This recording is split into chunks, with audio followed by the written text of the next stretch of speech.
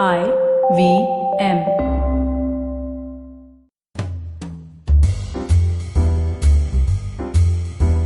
Welcome to Absolutely Right.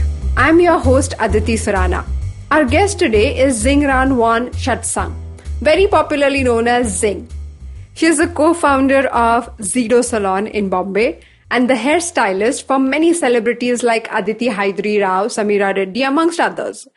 I met Zing a few years ago, and I was surprised to meet a beauty professional who publicly encouraged body positivity.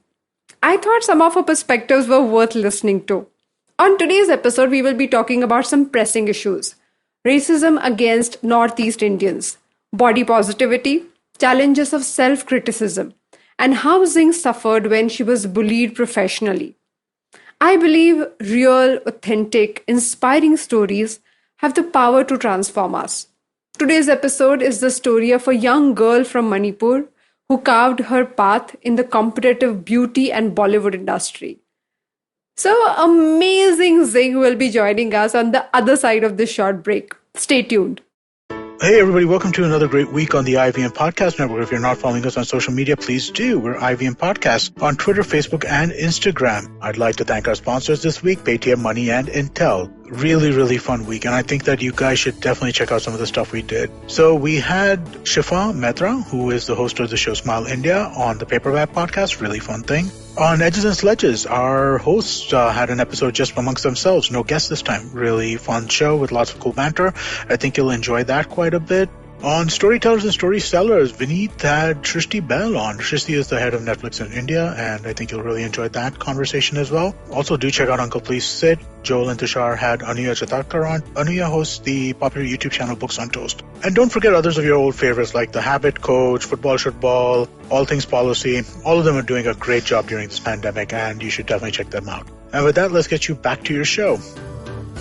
Hi Zing, I'm so excited to have you today on Absolutely Right show. I have so many questions for you. But before that, thank you so much for being on the show. Thank you. I'm actually quite excited about the show. I know you guys have been sitting on this podcast thing, and I remember Rashi coming and telling me about like how you guys are going to start a podcast and everything. So to be on the show itself is like, you can imagine. I can totally imagine. And just for the listeners, you're going to hear this name Rashi a lot because she's a common friend, very dear friend to both of us. So you'll hear Rashi a lot in our conversations. So I thought let me introduce her anyways. Rashi is also a producer of Absolutely Right. She works as part of my team. So you would have met her or heard about her any which ways. So tell us more. Tell us why have you chosen the uncomfortable profession that you have? So the funny thing is, a lot of people from the industry know my story, but a lot of people outside of the industry don't, which is I didn't choose to become a hairdresser. I was told that I should be a hairdresser because that's where my talent is. And it's funny because my uncle and my aunt had a conversation about me in 2003. Yeah. Where they saw my potential to be somebody in the beauty industry. And at that point, I was really annoyed because I was thinking I would pursue either design or my initial thing was to become a surgeon. But then I realized I don't like studying. So the surgeon went out of the window. Like my dad used to tell me, he's like, you'll kill someone. Please don't become a surgeon. So yeah, that's how I stumbled into the industry. And it's actually. So what does that mean? What does that mean that your uncle and aunt just realized that you're good in beauty industry? What does that even mean? Were you doing a lot of makeup? Were you like doing other people's makeup? What was it? So apparently when I was younger, and now I have clear memories of it, I would spend a lot of time grooming people. Like that was my thing. Okay. Like I would love to groom people. I'd see someone doing a facial, like how we had people who would come home and do facials.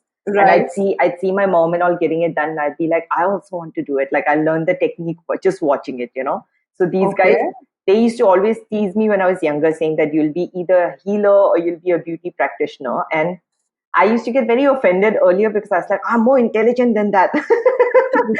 So imagine in my case, it was not like my family or the society judging, but it was me being like, exactly. Like that's opposite, a field. Yeah. Opposite stigma. Exactly.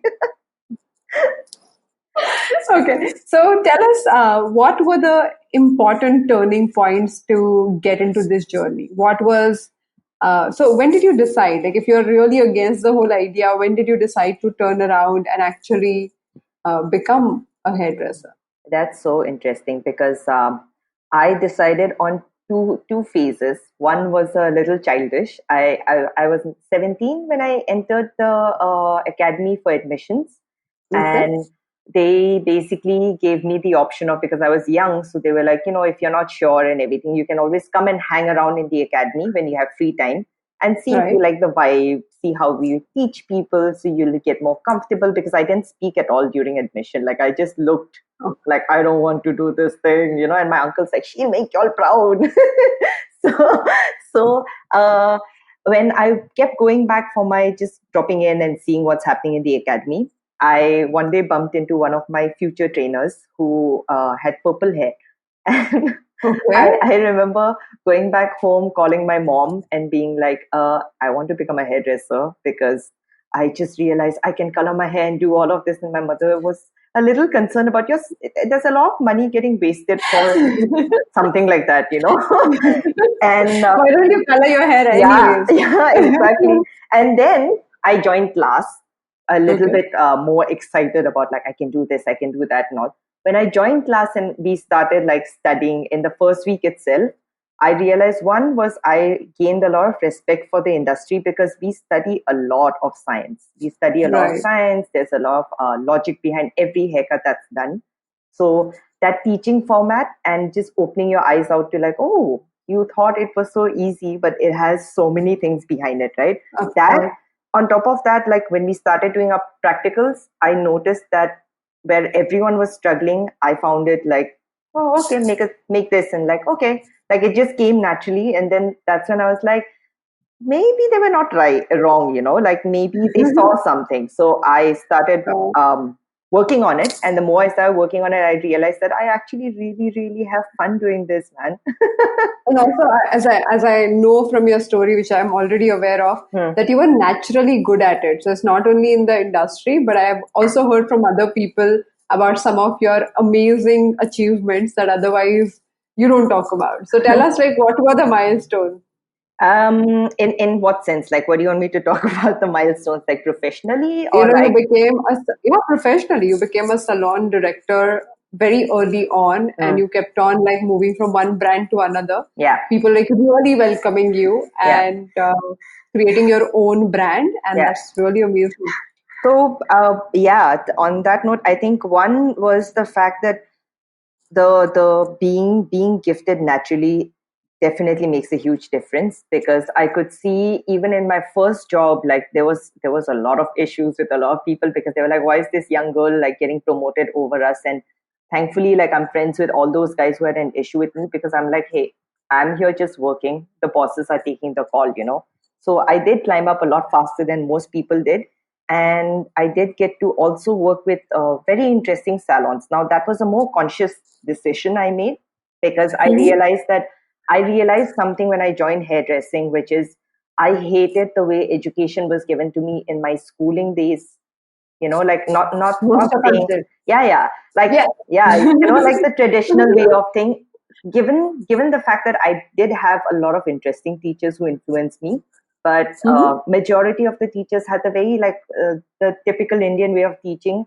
And hairdressing kind of opened my eyes to, like, oh, there's a different way of learning. Learning All can right. be, and Hands-on, yeah, practical. exactly. So, given taking that, I started joining salons based on the experience I'm going to get and what I'm going to learn. And Learn. Mhm. the second place that I worked at, I got lucky to work in a startup salon where they made me a salon director. And I still remember telling my boss that, like, I think, I don't think like I'm old enough, or I don't think I'm experienced enough. And she's like, no, you're ready.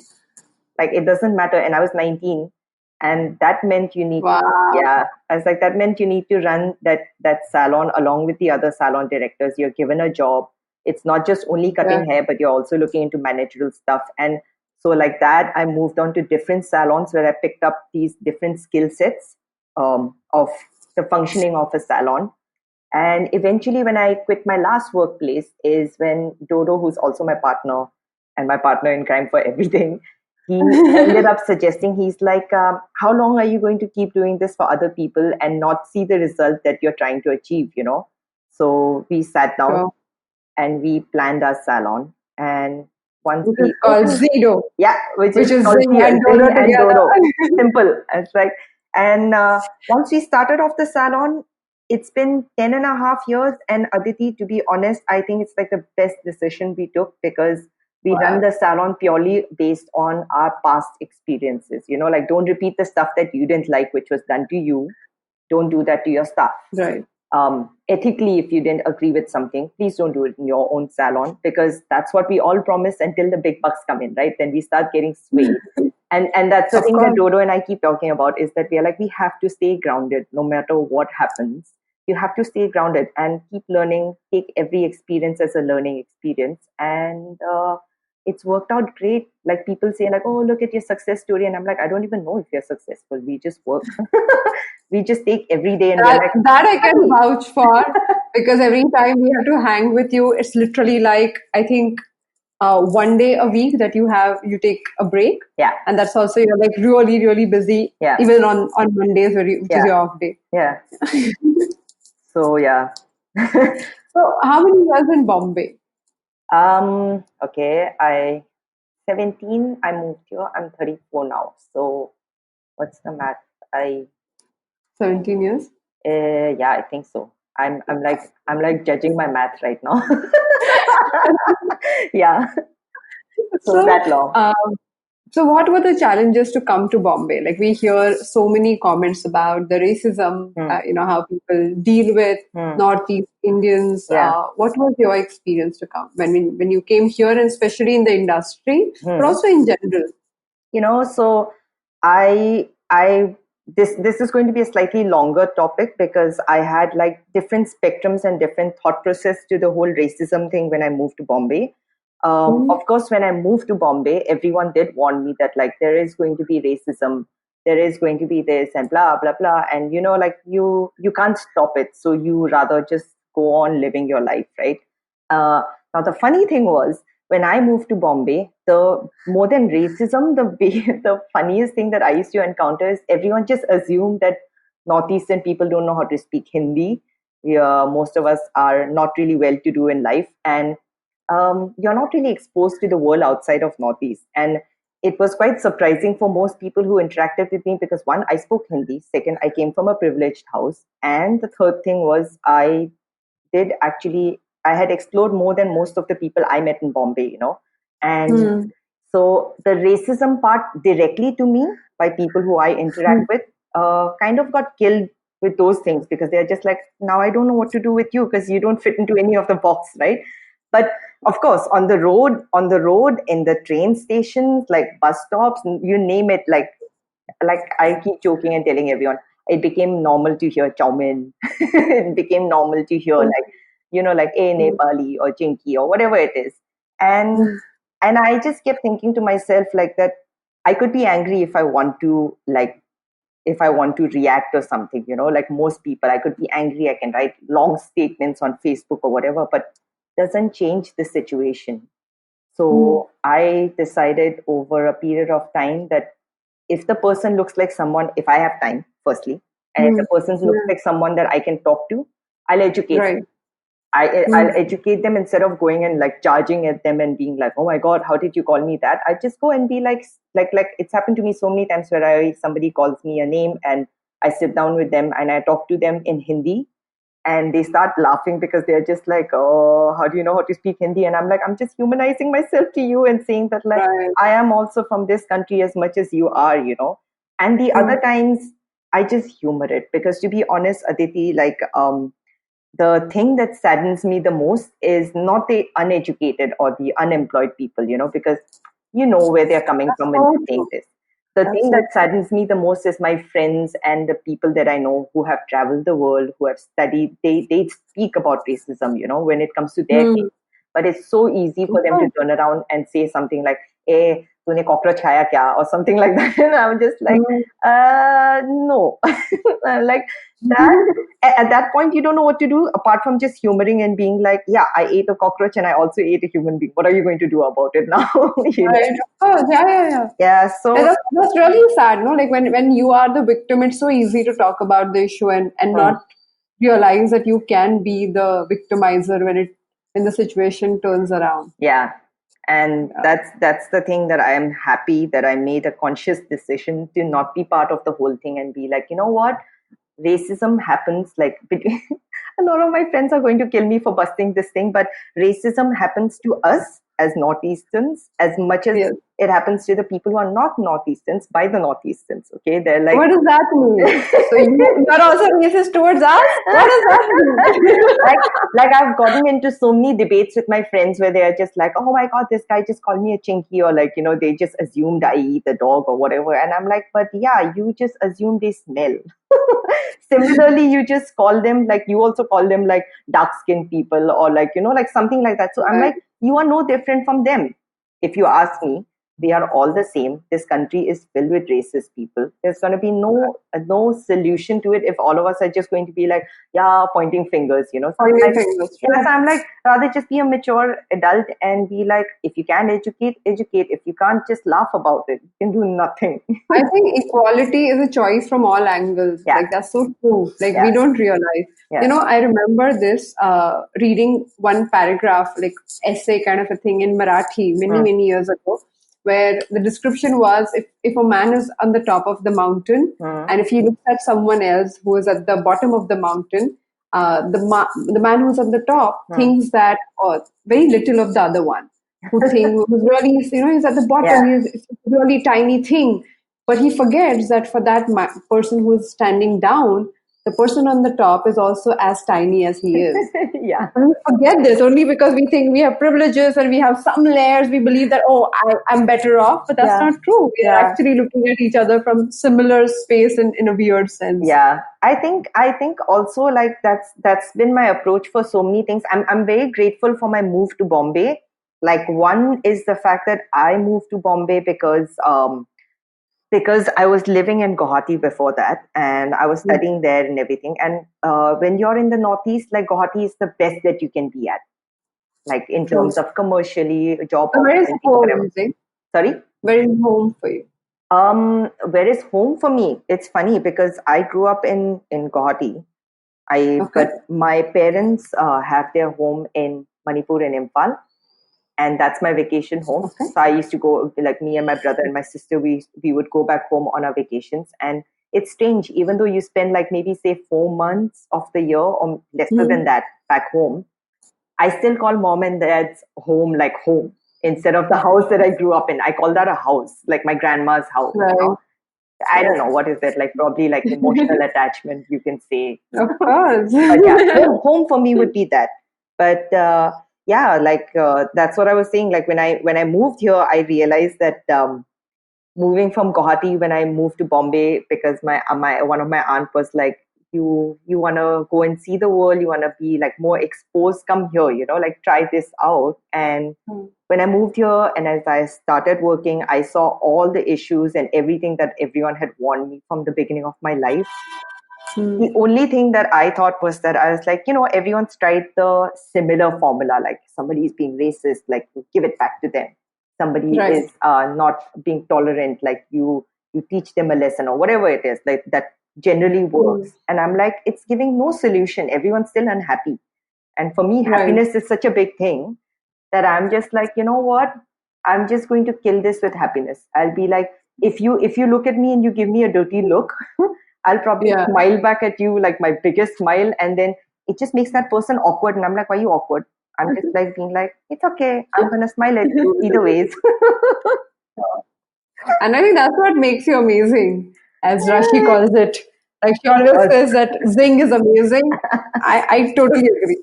So on this note, we're going to take a short break. And on the other side, I'm going to ask you the important question about your handwriting. What all you want to know based on your writing on the other side of this short break. Yes. Stay tuned. Sachin Tendulkar, Virat Kohli, Don Bradman, And now, Cyrus Brocha. Okay, probably not in the right company. I mean, Don Bradman is Australian. But it's called Cyrus Says, a wonderful show about everything. Find the show on the IVM Podcast app, ivmpodcast.com, or wherever you listen to podcasts. So, Zing, now we talk about the important question of Absolutely Right show format, which is me analyzing your handwriting. So, what questions do you have for me? I'm so nervous to ask you anything. Tell me, like, what did you gauge? Like, what's the whole, I've been, to be honest, like, I get very inquisitive about handwriting and stuff because, like I told you earlier about the whole surgery thing, I looked into even like, like I know that like forensic people do all of that and everything. I'm like, when you said, give a handwriting sample, I was like, I want to know what you will come to know from my handwriting. What do you get? Like, okay, so many things that I can talk about. And as you rightly said, forensic people can figure out the criminal instincts, which luckily I don't find in your handwriting. Yay! This is very good news for Zido, since he's. I know. I'll be like, I'm not you may kill him. Now he knows that you may only threaten but not kill him literally. So let's look at the aspect of. So I'm going to take some time talking about some areas where I feel why this career really worked for you, and I'm going to analyze that bit, technically from graphological perspective. Okay. Now, the first thing that stands out is your belief in yourself. Now, every time you do something, whether you know the technique of going about it, doing it, how, the know-hows of that skill set, you would first ask yourself that, okay, I think if I'm doing it, I'll be able to figure it out. Where is the way? Where is the solution? I have no clue about it right now, but you keep thinking about it. Where is the solution? What is an outcome? Now, that has made you really hands-on with so many skills that you have no clue about. So you get into a problem, but your first instinct is not necessarily to panic or not necessarily to get into overthinking. You try to get into how can I fix it? How can I solve it? Who can I speak with? So you first try to get all your resources going.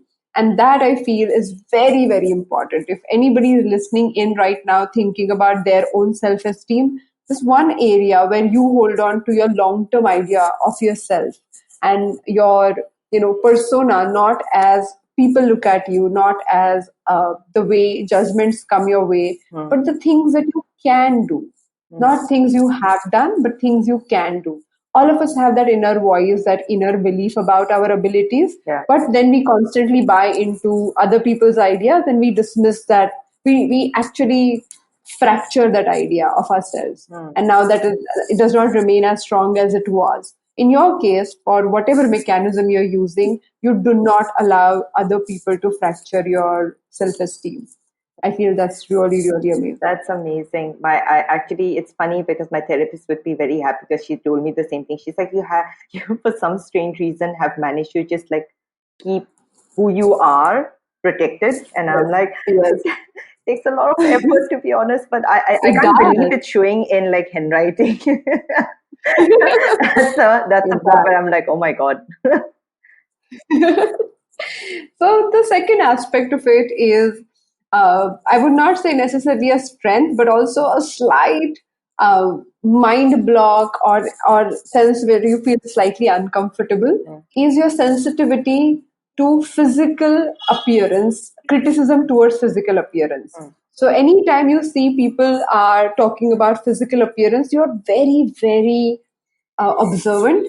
You're very sensitive about it. Not only yours, you are generally absorbing it. If it comes through your personal feedback, you may take it or may not take it. But when it comes to your work, you love the fact that people dress up in a certain way. People have that sense of beauty or aesthetic when it comes to physical appearance. Now, anybody who pays attention to that, you are connected, you are in awe, you keep observing, you keep doing that detailing knowingly or unknowingly. And this is not today. This is a part of your personality. So I'm so happy that your career supports the whole idea that you're doing. Now, if this would have been your instinct and if you wouldn't have worked in this field, then you would have been say, a surgeon and would have looked at other people's aprons or their uniforms, and then would have made, figured out some mistakes or some detailing there. So it would have like driven you and other people crazy.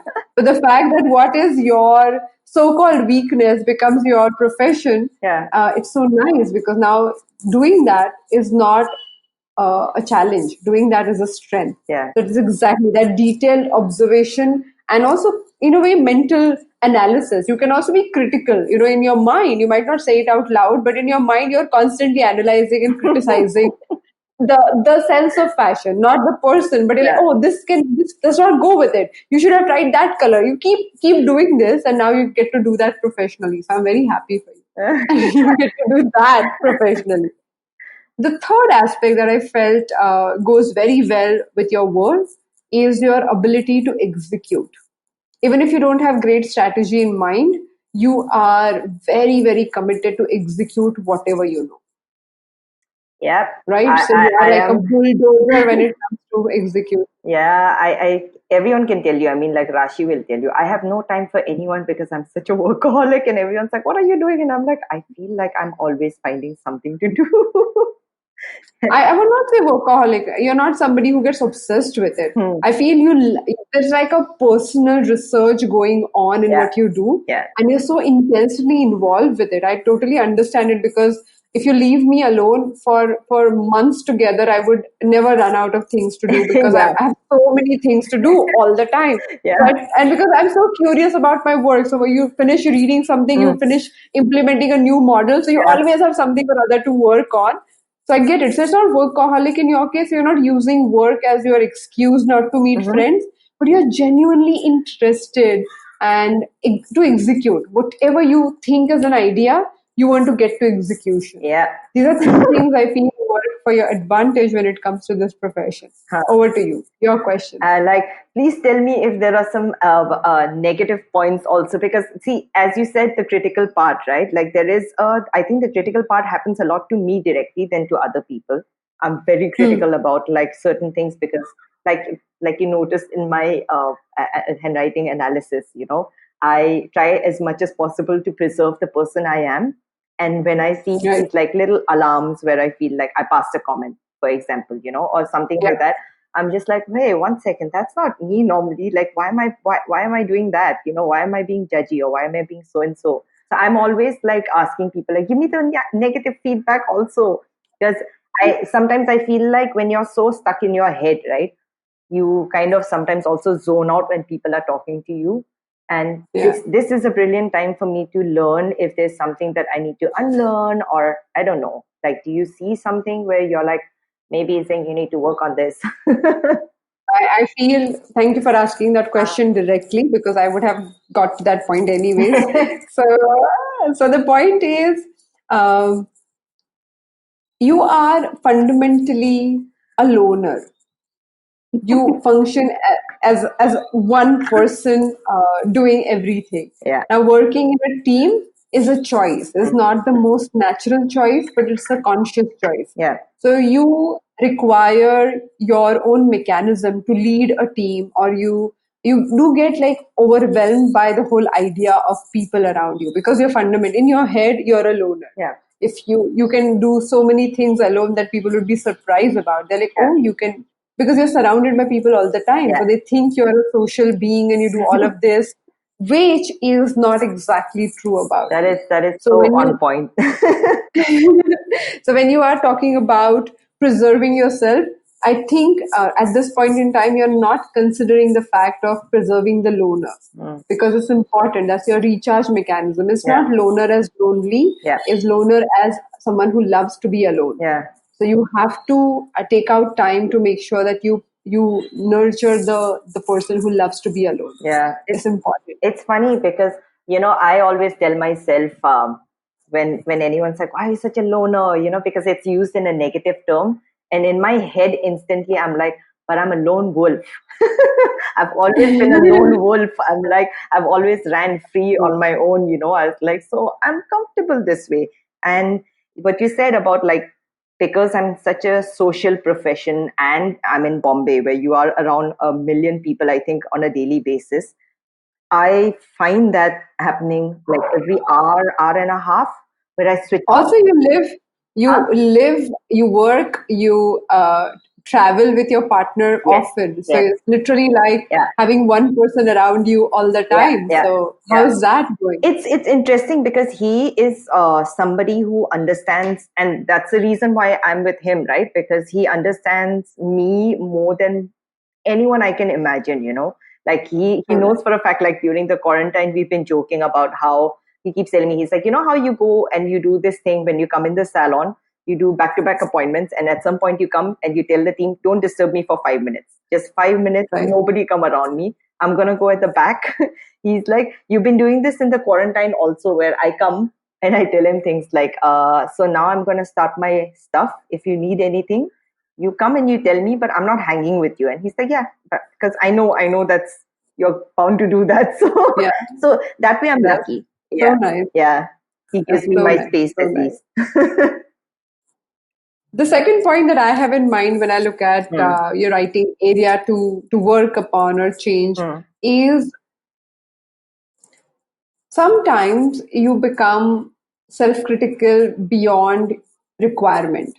Hmm. You really step into that space and you start, that critical dialogue Yeah. takes over. Yeah. And when that happens, you're not available to learn Yeah. from the situation, which is otherwise your most favorite thing to do. Yeah. So especially in last 5 years, I'm seeing that, from the time you feel you have to control the situation, you have to guide other people, you have to tell people what they must be doing, Yeah. and then you get into that role of someone who is directing. Yeah. You're missing on the part of being the student that you were. Yeah.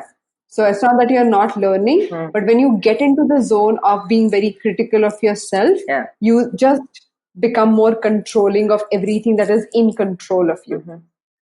Yeah. Does that make sense? Like, Yeah. Yeah. sometimes we don't feel in control Yeah. and then we just hold on to we just cling or clutch things Hmm. instead of just lightly holding them. Yeah. So when new drivers are on the road and you can see that they're like clutching to the steering wheel, they're not like holding it, and they don't believe that if they just like lightly hold it, they can still control it, because right, they're not comfortable. Yeah. So when you become self-critical and when you become less comfortable in your own shoes, you start clutching the external things. Yeah. If you're aware of it, it's amazing.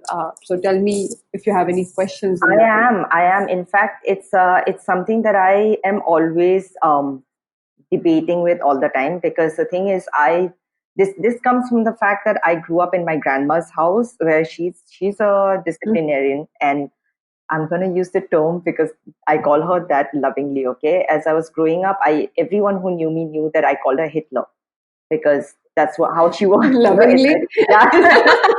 Now, then when I was younger, it was like, oh my God, Hitler. And now it's just like, oh, Hitler. Like, it's changed over the I've years. never heard Hitler ever say.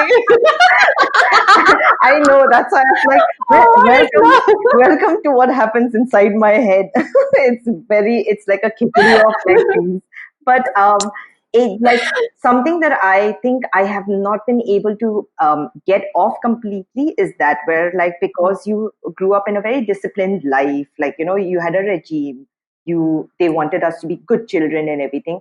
Now, even though I do whatever I feel like doing, there are times like, like there would be something as small as like, say, someone in the team professionally, if I have to talk, someone in the team comes and tells me like, hey, Zing, I know normally you don't say these things, but the other day when you told me this, I felt hurt because of the way you told me, blah, blah. That night, if I don't go back and calm myself down and be like, it's okay, you're human, you make these mistakes, the critical side Mm. comes out, and that is not a nice thing, because that's when I go into that zone of like, oh my God, I should have not done that. I'm a horrible person. How could I have spoken to someone like that, blah, blah, blah, and everything. And I'm like, it did nothing, right? So like, rather just change your course of action instead of like repenting after you do it. And it's work in progress right now, and that's one of the main topic that we discussed when I sit down for my therapy. Also, I've been getting a lot of help with regards to that, which is mostly like, it started off with like self-esteem, and then we Yep. identified that your biggest judge is using. Yes. So yeah, now working on that. And I guess it's like, for anyone who has been through therapy, if honestly they had to speak, it'll be like you have your good days. There are a lot of good days. You see a lot of productive stuff coming out because of the help tip. The same trait, yeah. But then you have those days when you have like your critical side comes out, and now I'm learning to cope with that. Like I'm just being like, just shut up. Like it's No, okay. I'm gonna actually bring a different angle to it, okay? Because we speak a lot. So as a high performance coach, I speak a lot about this need of constantly improving, going to the next level. Now, when you are doing that, it sounds that need to excel sounds like perfectionism or self-criticism, Yes. but it is not. There's a difference between the two. Yep. So when you slip into self-criticism, the need to be right is more prevalent. Yeah. Whereas when you are operating from need to grow, the need to figure it out and move forward is more prevalent. Yeah. So it's not necessarily the action. The action may remain the same, but the motive behind the action is I got to figure it out because it's exciting versus how could I not figure it out? Yeah. Oh my God, I'm such a horrible person. So these are two different extremes, and I'm a big believer, and I would definitely like you to think about it and ponder on this thought that many a times we are judged or analyzed on what we do. We are not analyzed on how we feel when we do that thing. And I'm a big believer that the motive behind the action is way more important than the action 100%. itself. So, you may serve food, but if you're doing it with lots of anger and you're just like throwing food, it's not fun. Whereas the same thing done lovingly becomes a great experience. So it's not about what you do, it's about how you feel when you do it. So observing the triggers would be a great idea. Yeah, I've been doing that. In fact, it's funny because what I realized, exactly like what you said, right? I had this image in my head about perfection, right? Of being a perfectly good human being. And what I have now started doing in terms of like when I talk to myself and I get into the self-critical mode is where I keep telling myself, I'm like, that's your image that you've made in your head about this is what a perfect human being is. Deep down inside, you know what your intentions are. You don't mean to harm anyone. So why are you harming yourself to start off with? And it's interesting because it's making now in fact, like you said, it blocks you, right? When you get into self-critical. And when I was much younger, I used to do this thing where I would write when I get in that zone, because I'm like, you know what, just get it out, like just write it out. And I've started doing that again. And it's funny how when you just free flow write and your brain is like, I mean, your hand and your brain is just doing their thing, you get the solution right there. I can't agree more. That's my secret agenda to get people to use handwriting a lot more. So I can't agree with you more on this point. However, we started this process called Journal Right Now. It's a 21-day process where you ask yourself different questions every day. You do graphotherapy, which is this one S stroke, flow of thoughts, we call it. And that stroke allows you to calm down and get to this point where when you start writing, it starts giving you solution. Because as you said, I believe all the solutions to these kind of problems are fundamentally with us. As a coach, I may nudge you a bit. I may bring in different mirrors or different ways for you to look at yourself. But finally, you are the driver of this car, and you have to kind of take control and make a decision to shift. So when you do the journaling, when you actually use this process to get your thoughts out in a certain manner, and also we involve breath in it. So when you use breath along with it, it just changes the way you look at it. So I'm so happy that you're getting back to writing. And please, those who are listening, you can find the details of this 21-day workshop, which is specifically for anti-anxiety, on the website, which is aditisurana.com. So please go ahead, and if you're still considering this self-analytical behavior getting way too much into your work, that would come really handy. The process is designed for that kind of anxiety. Aditi, over to you. It's amazing. I must add right now, when you said the 21-day thing, I was like, I'm like dying to jump in and talk, because the first assignment I got like during the quarantine in my therapy session was to do a 21-day writing session. and I can't tell you, the first 3 days, it was just me fighting with my written voice. Okay, because I would write stuff. I would write stuff, and I'm like, I don't like what I'm writing and everything. And by day 4, day 5, day 6, as it went on, and I'm just like, hello, hi, welcome back again. Like suddenly everything makes sense, and you're just That's so calmer. nice. You're just calmer. Things make sense. You're not jumping into things, and I'm like, who would have known? 21 days That's of just so true. writing. So yeah, it And works. and literally, who would have thought that you already knew the solution? It's not that you learned a new skill Yeah. how to write. You just literally knew the solution. Only thing you did, like, this is what happens. Like, we are so powerful as people, Yes. and we are so amazing as people. We Yeah. already have these abilities, and we already have these superpowers. We Yeah. just don't know how to use them. Yeah. So thank you so much I, for I always, sharing that. yeah, I always feel like I tell my clients also the same thing, right? As a hairdresser, where I'm like, the only person who's stopping you is you. Like the rules are made by you. I can only take you to your idea, True. but like making the idea come alive is you. And for some reason, over the years, society has put like some certain kind of like terms and like like norms that we're supposed to follow. And now we live in an age where we know those were all controlling methods for just like a Oh herd my God. mentality thing. Finally, You Fair know, and Lovely is I back. do We're so happy about it. Yay! exactly. I was just going to share that on the thing, like stuff like that, and I'm like, we know, but why are we not like? Why aren't we changing it then? If you know, Thank God. Thank God. Yes, of course. I have seen your content, I've seen your posts Hmm. where, in spite of being in the beauty industry, Yeah. you kind of keep debunking the beauty norms. Let's talk about that.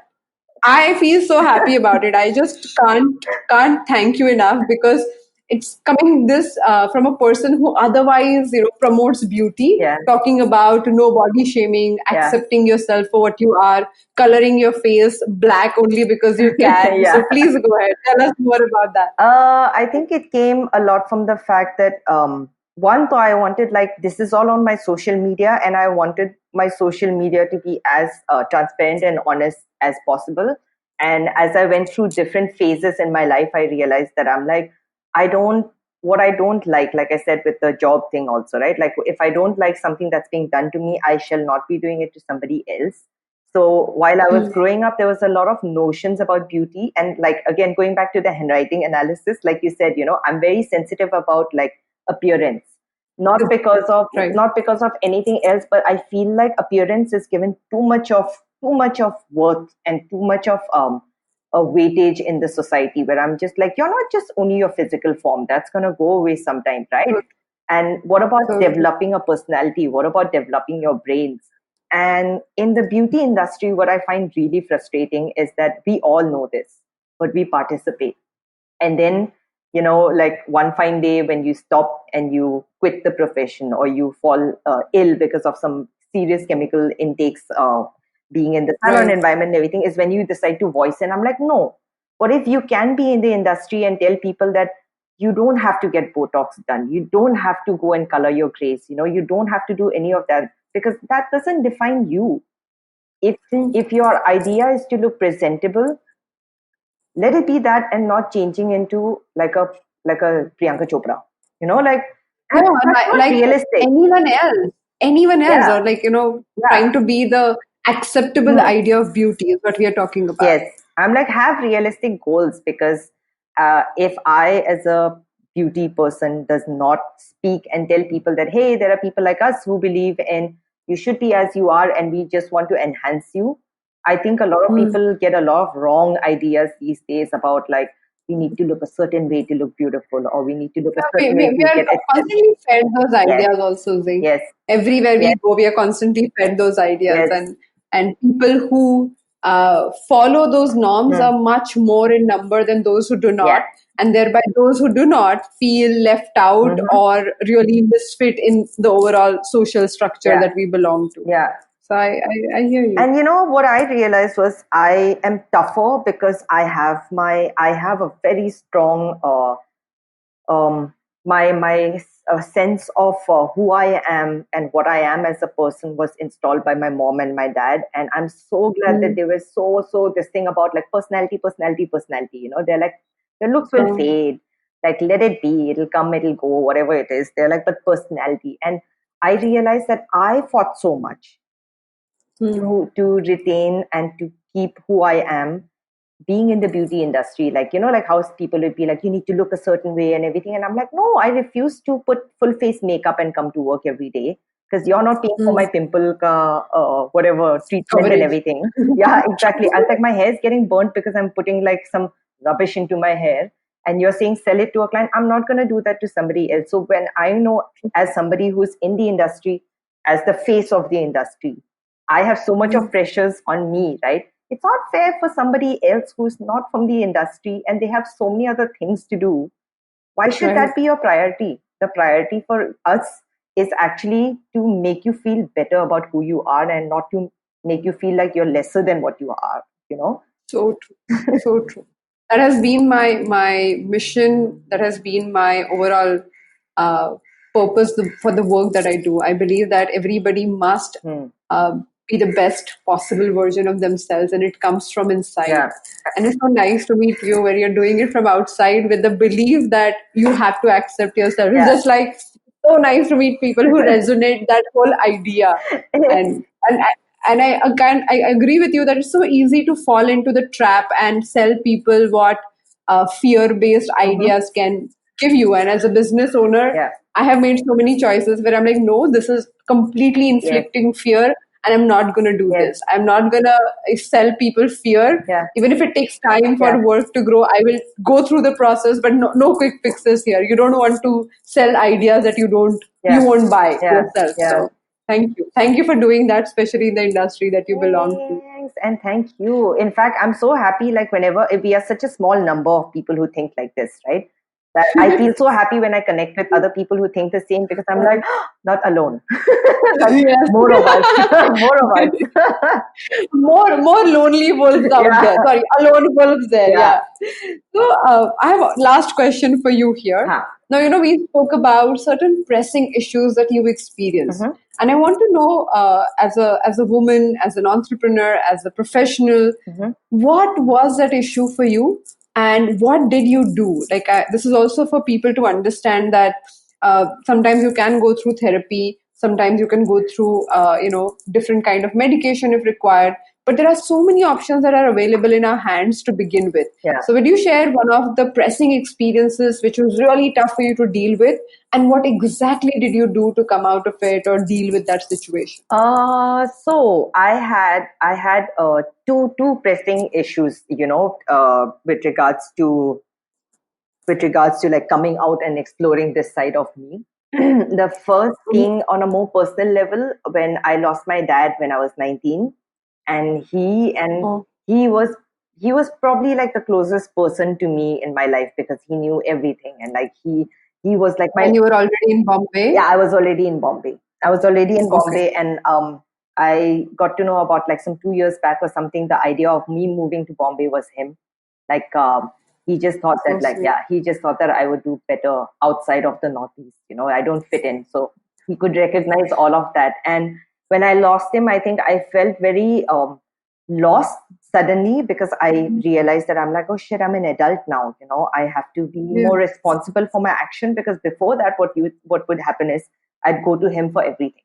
Like, he would, like, my problem solver and everything. And you'd be like, life is good and everything. Now it's like, no one to give you that advice thing, so you have to do it yourself. So that was one from a personal front, and got my whole thinking and questioning and everything started.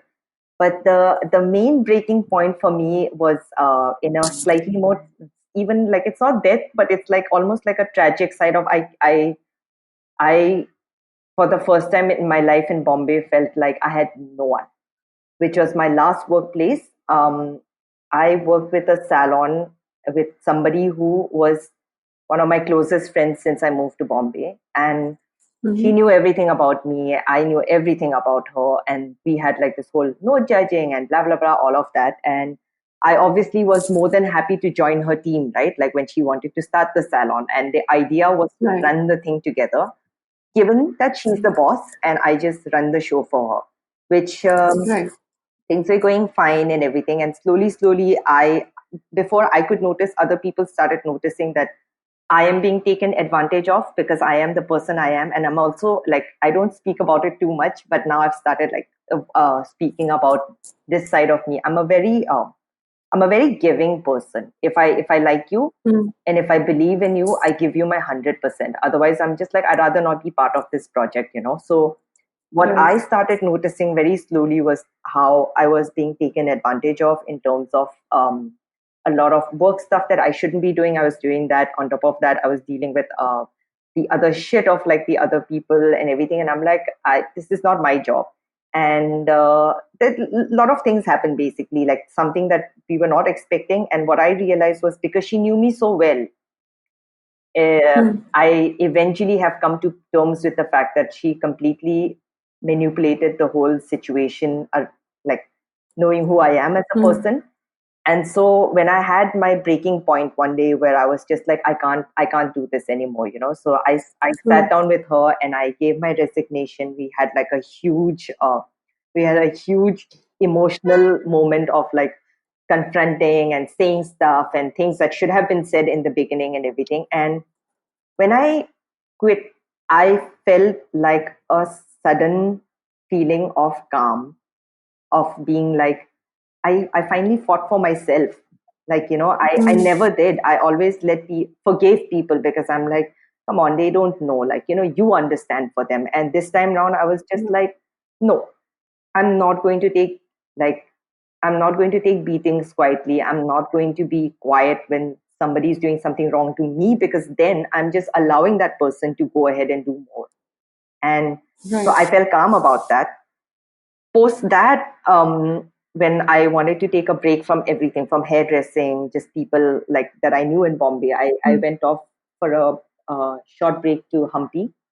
And while I was there, I got to know that the whole scenario to the people in Bombay has been turned around, where I have been put on the whole thing as the mentally unstable person who basically like shook the salon and left. And when I heard that is when I was like, I felt two things. One, I felt very hurt because I realized that someone I took so closely decided to use everything that I was close to that person to use And it what you against. shared Yeah, with them yeah, in yeah. confidence. And the other thing that I realized was I was like, one day when I am stable and when I can control my emotions and I can talk about these things, I am going to bring the whole idea of why mental harassment and mental issues are like such serious things that we take for granted. You know, like bullying is not okay. It is not That's so okay to talk to someone in a certain way because you think they come from a certain background. Like that is just not okay. And so it's like a good and bad breaking point, the second one, because it just made me stronger as a person. I became more determined about like, I'm like, I have to get this thing done. I have to make sure that like that's one thing that I want to address for the rest of my life till I see it getting normalized. Because I mean, if I keep quiet, which I did for so many years, I allowed the bullies to be the bullies, right? So I'm like, now let me see like if I can do this on my terms. So yeah, so that established my whole journey towards like mental health and that's awareness. so interesting. And what were your tools? What exactly did you do to do the turnaround of the situation? Multiple things. I had the first tool for me was the same year when I quit that workplace. We in like maybe say about 6-8 months months later, Dodo and I established Zido. And the thing that helped me the most with the salon was the fact that happiness was the key thing for us. Okay, like clients being happy, us being happy, staff being happy, money will come. Don't think about the money. And the minute we put that into action, the vibe of the place changed. And the minute the vibe changed, you know, Aditi, I mean, you would understand because you're somebody who's into all of this, so you'll understand this. Like, I think the space that you're in, the vibe and like the whole energy in that place makes a huge role in your mental state on a daily basis. As I started working more and more in a more positive environment, I realized that, oh my God, so many things that I wanted to achieve, I can achieve it. You know, it's not unachievable Plus, I can still make my money and I can still do everything. I don't have to worry about anything. Everything's organic. Just go and do what makes you happy. So I started doing that. And in the course of doing all of that, I realized as I was talking to clients, and unlike what I was doing in other salons where I was like, okay, come, let's do this straightening and everything. When I started telling people things like, embrace your grays, it's okay to have wrinkles, it's okay to have stretch marks. And if like, say, for example, a lot of girls would come and they're like, you wouldn't understand because you're skinny and like, you are lucky and everything. I'd show them something that I'm uncomfortable about. When I started doing that is when I realized that I was like, wait, I'm helping so many people, but I'm not helping myself, right? I have to start with myself. And that's when therapy started. And with therapy, I also understood that I need to take time outside of just like sometimes because you're so passionate about your work, that can consume you, So take time out, travel, meet new people, go out. Like I love dancing.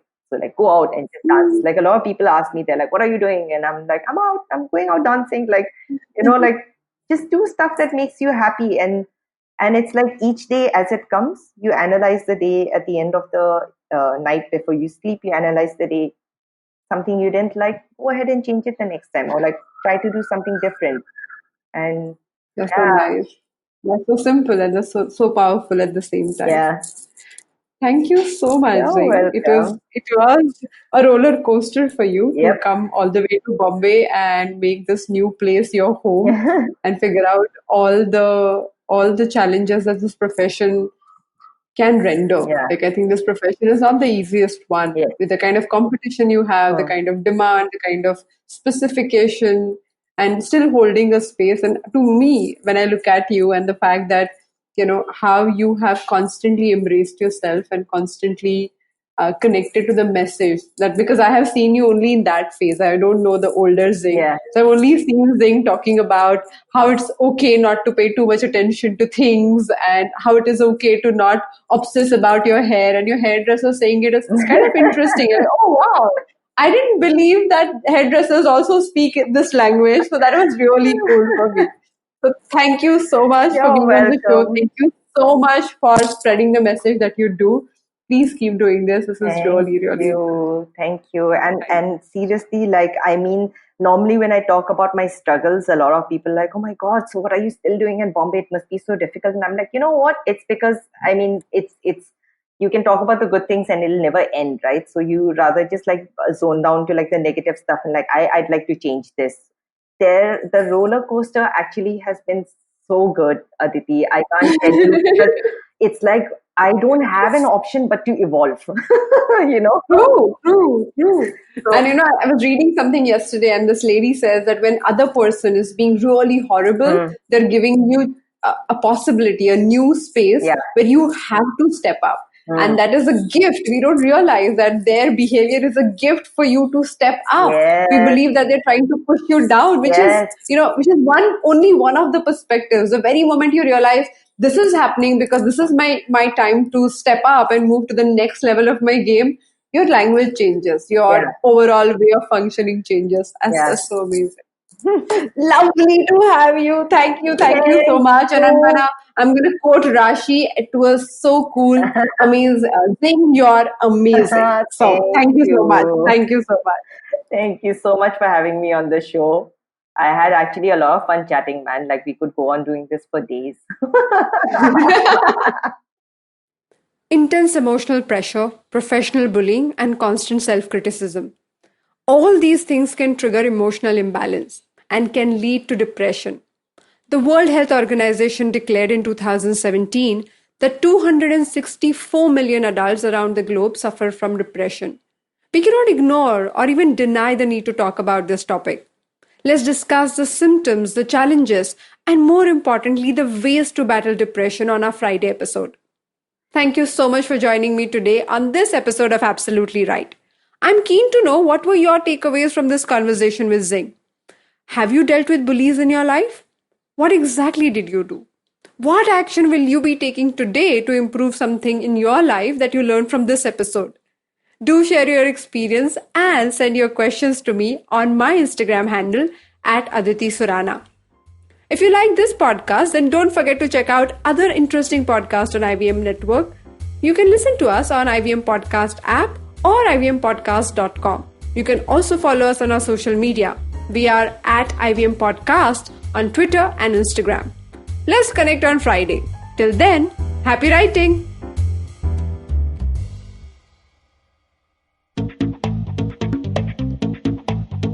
Advertising is dead. Yep, you heard me right. Advertising is dead. We're all in the content business now. Let's not call it news, TV, radio, etc., etc. It's all content, and we're in the middle of this weirdly exciting phase where all the borders and lines that have been drawn over decades has been swept away by this lovely thing called the internet. We're a show where we don't dwell on just the stuff that is now, but rather the wider stuff about advertising, media, content, and the whole goddamn circus surrounding it. Tune in every Tuesday for our weekly unboxing of the mystery box we used to call advertising. I'm Varun Dugirala, co-founder and content chief at The Glitch, and this is my new podcast, Advertising is Dead. रिश्ते में तो हम तुम्हारे podcast लगते हैं. नाम है football शूटबॉल.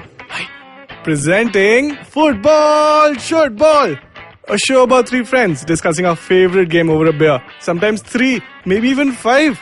Hi, I'm Shiva, and with me are my two sidekicks, Gaurav Sapre and Karthik Iyer. Sidekick? You mean like Batman's Robin or Van Persie Robin? No, I mean like Alexis Sanchez, but with a little more skill than just playing the piano. Ha, just shows how the best players at Arsenal are mere bench warmers at United. Oh, thank you, Iyer. But you're a Fulham supporter. So whenever you say anything to support me, I question my beliefs. Just like how Griezmann would say, एक बार मैंने जो decision ले लिया, तो मैं अपने आप की भी नहीं सुनता. Banter aside, we will talk match reports, transfer rumors, top controversies, fantasy football picks, and so much more. So grab a beer and tune in to Football Shootball every Wednesday on the IVM Podcast app, website, or wherever you get your podcasts.